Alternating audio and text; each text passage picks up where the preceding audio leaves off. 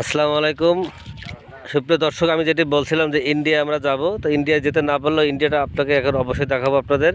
এই দেখুন, এই যে পুকুরটা, এই পুকুরটা আস্তে আস্তে দেখেন পার হলেই ওই কিছু লোক মাঠে কাজ করছে। ওই মাঠটা আছে ইন্ডিয়ার মধ্যে। আমরা এখন স্যার জোর পুকুর না স্যার, না কি বলেন, না এটা জোড়া পুকুর পার হয়ে চলে দক্ষিণ দক্ষিণ শালিকা জোড়া পুকুর পার হয়ে যে বড় খাল, এই দেখেন সেই খাল, ইন্ডিয়ার যে খালটি। সুপ্রিয় দর্শক, এই যে এই খালটি হচ্ছে আমাদের বাংলাদেশ আর ভারতের মানে মাঝামাঝি আর কি।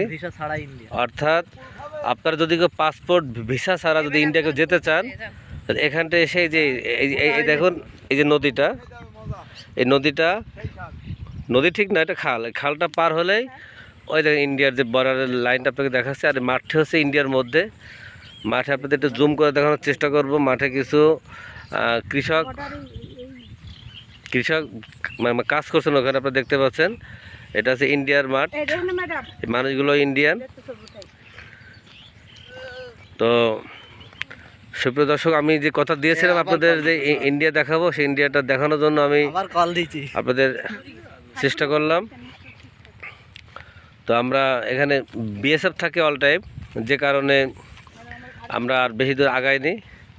দূর থেকেই যতটুকু পেরেছি আপনাদের দেখানোর চেষ্টা করেছি। সুপ্রিয় দর্শক, এরকম নতুন নতুন ভিডিও পেতে আমার সাথে থাকুন।